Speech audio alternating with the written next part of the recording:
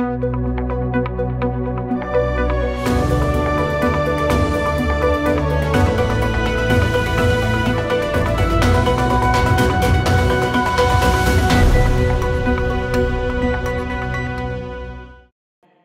qandaq qılğanda Xitayning vahşiy zulmini to'sib qala oladi? Əfsuslanarlıqı ən mühim xalqaralıq təşkilat bolmuş Birləşmiş Dövlətlər Təşkilatının bu cəhətdəki ifadəsi texmi murakkab boldu. Birləşmiş Dövlətlər Təşkilatının irqi kəmsitishni tugutish komiteti 2018 yil 8 ayda tunji qitim Xitoy amaldorlaridan Sharq Turkistonda yuz berayotgan ishlarni oshkor tushuntirishni talab qildi. Xitoy bayonotchisi 2 kundan keyin buningga inkos qaytarib, tadqiqotchilar xabar qilgan, hatto sun'iy hamroh rasmlari bor bo'lgan qayta tarbiyalash markazlarining mavjudligini inkor qildi. Ammo dastlabda keskin tutum izhor qilgan BDT orqadan bu masalani ehtiyotchanlik bilan bir chetga qayirib qo'ydi. Har qatim BDTga a'zo davlatlar Sharq Turkiston masalasida tutumini bildirishga majbur bo'lganda Xitoy g'alaba qilib keldi. 22 davlat, ya'ni Yevropadagi 18 davlat, shundaqla Avstraliya, Kanada, Yaponiya va Yangi Zelandiya Birlashgan Davlatlar Tashkiloti kishilik huquq oliy komissariga birlashma maktub yo'llab, Xitoyni Sharq Turkistondagi keng ko'lamlik tutib turishni to'xtatishga chaqirdi.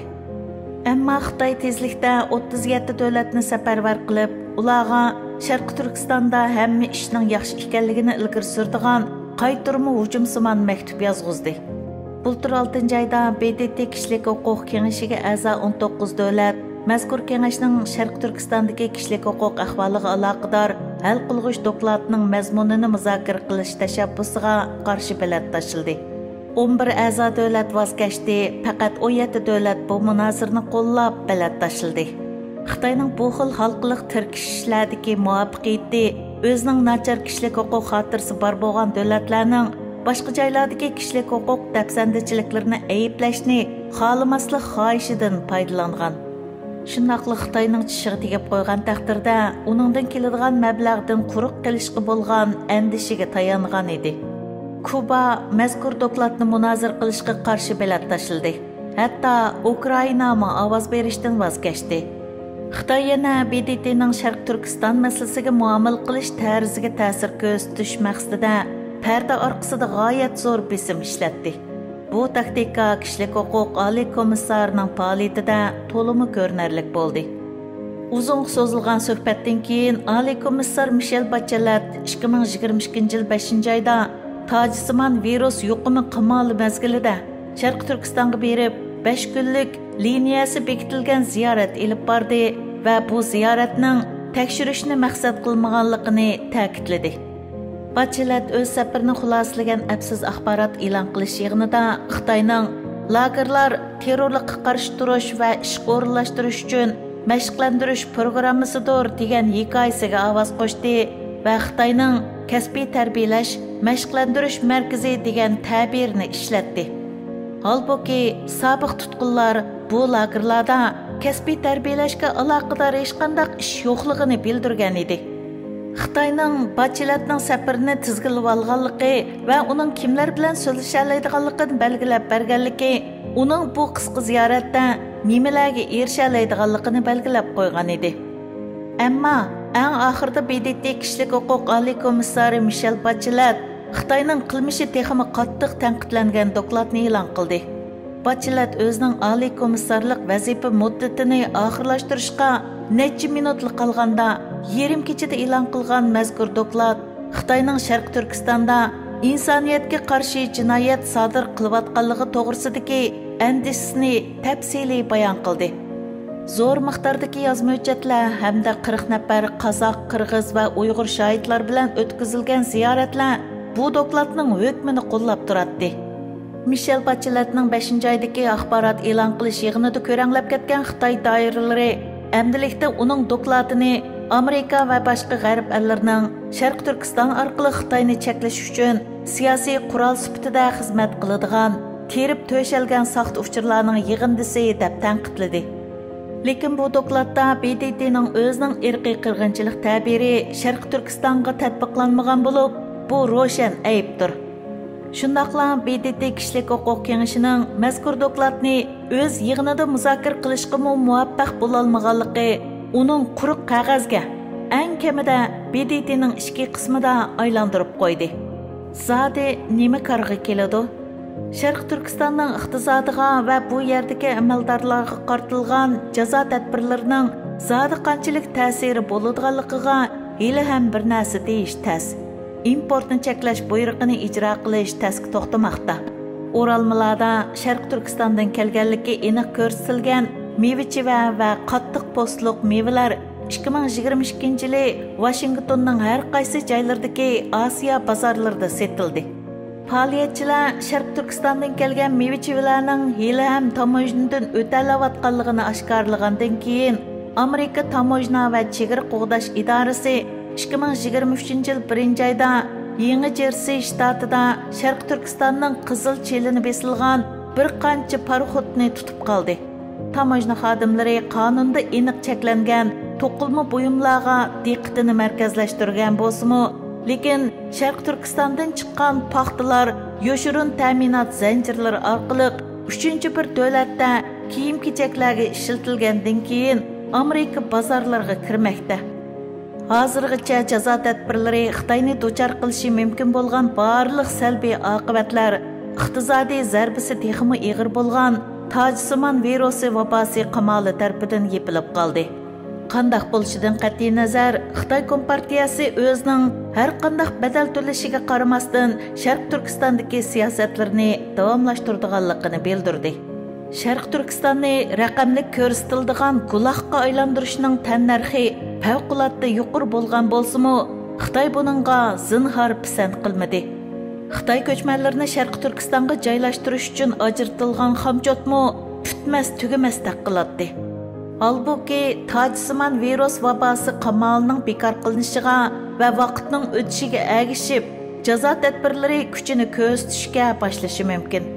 Masalan, bu tadbirlar xalqarалық shirkatlarni, hatto Xitoyning shirkatlarini Sharq Turkistonga chetilib qolsam, olim xatar degan tushunchaga keltira olishi mumkin. Amerika hukumati shirkatlarning Uyg'ur majburiy emgakining oldini olish qonuniga bo'ysunish ahvoliga, chet ellardagi cheriklikka qarshi turish qonuniga bo'ysunish ahvoliga muomala qilgandek jiddiy muomala qiladiganligini bildirdi. Bu shuningdan derak beradiki, Sharq Turkistondan ba'zi ahvollarda Xitoy o'lkalaridan Amerikaga mal import qilayotgan shirkatlar bu mahsulotlarning majburiy emgak orqali ishlab chiqarilmaganligini tashabbuskorlik bilan isbotlashi kerak. Xitoy doiralarining chat kerilishi sababli Sharq Turkistondagi ta'minot zanjirlarini Better Cotton Initiative-ga o'xshash 3-taraf orqali nazorat qilg'ili bo'lmag'achqa, navbatda Sharq Turkiston bilan tijorat qilayotgan xalqaro shirkatlar Sharq Turkistondan hatto Xitoydan ayrilmasak bo'lmag'udak degan xulosaga kelishi mumkin. Darvaqa quyosh energiyasi uskunalarini yasaydigan shirkatlar hozir ko'p kristallik kremniyni boshqa davlatlarda ishlab chiqarish iqtidorini hozirlamoqda. Jazo tadbirlari Xitoy vabolini tutayotgan birdan-bir jazo emas. Xitoy Kompartiyasining jang bo'rilari xalqarалық noroziliklarga g'azab bilan raddiya qaytirishi yoki bir talay saxta uchur bilan inkos qaytirishi mumkin. Lekin buning Xitoyga ilib kelgan diplomatik va inovat jihatdagi ziyni realdir. Hatto buning ziyni bo'lg'usi iqtisodiy ziyonlardan ig'ir bo'lishi mumkin. Masalan, Trump hukumati qo'riqchilik siyosati yurgizib, qattiq yirik tutumi sababli Amerikaning ittifoqdoshlarini ranjitib qo'ygan chog'larda Xitoy Kompartiyasining Yevropa ellari bilan bo'lgan munosabatini yaxshilab fursati bor edi. Lekin Xitoy Yevropa ittifoqining Sharq Turkiston to'g'risidagi jazo tadbirlariga Yevropa parlamentining bir qancha a'zosi qartilgan, chala o'ylashilgan bir qancha qaytirma jazo tadbiri orqali inkos qaytirib, bu fursatni zoya qilibdi. Aksicha Xitoyning qisosxo'r tutumi o'zi suhbatlashish uchun necha yil vaqt sarf qilgan Yevropa bilan bo'lgan universal mablag' selish kelishimini vayron qildi. Xitoyning Sharq Turkistondagi mustamlakachiliginin yovuzligi Xitoyning Tayvan bilan bo'lgan munosabatiga alohida salbiy ta'sir ko'rsatdi.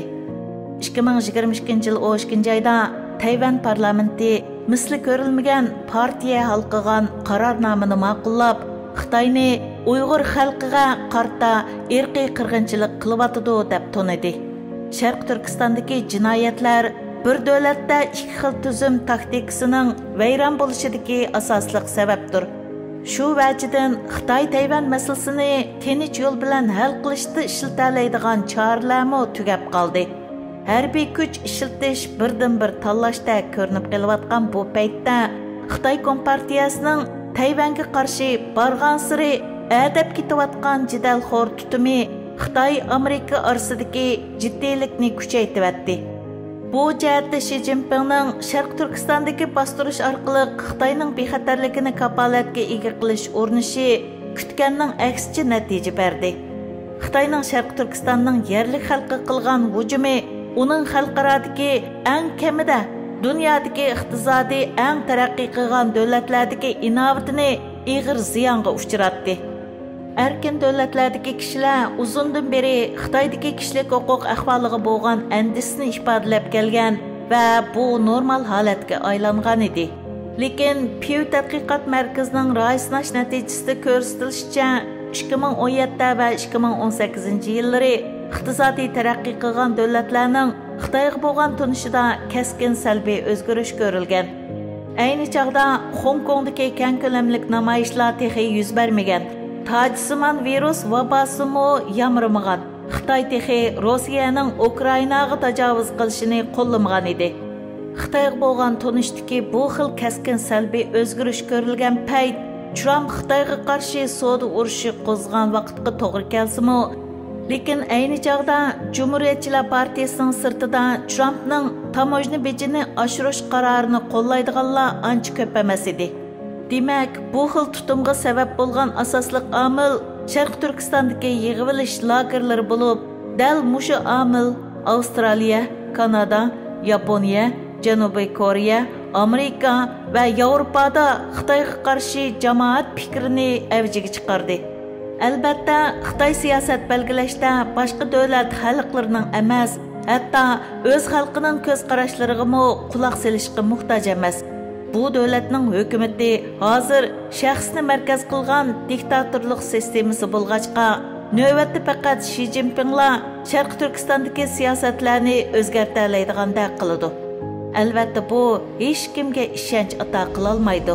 Uzunga so'zilgan yuqumni nolga tushirish siyosatida aniq ko'ringanidek, u Xitoy Kompartiyasining 1979 yildan buyangi iqtisodning eshishni oldingi o'ringa qo'yish, dunyodagi taraqqiy topgan iqtisodiy gavdalar bilan do'stona aloqani saqlash degandek asosiy prinsiplarga parvosizlarcha sal qardi.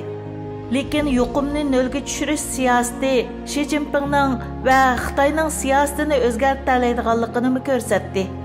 Namoyishlar Xitoyning qamal siyosatini mangu davomlashtira olmaydiganligini aniq ko'rsatgandan keyin Xitoy Kompartiyasi cheklimlarni bekor qilib, tajsimon virusni talto'kis yo'qotqilib bo'lmaydiganligini hamda uni cheklashga urinishning iqtisodiy va ijtimoiy tannarxning favqulodda yuqori bo'lib ketganligini vositalik e'tirof qildi. Shuningdek, Uyg'urlarmi yo'qolib ketmaydi. Agar dunyo ellari o'zining jazo tadbirlarini va noroziligini davomlashtirsa, vaqtning o'tishiga ergishib, Xitoy ishg'oliyati ostidagi yerlik millatlarga vahshiylarcha zulm qilishning tannarximi qabul qilg'isiz darajada eshib ketadi.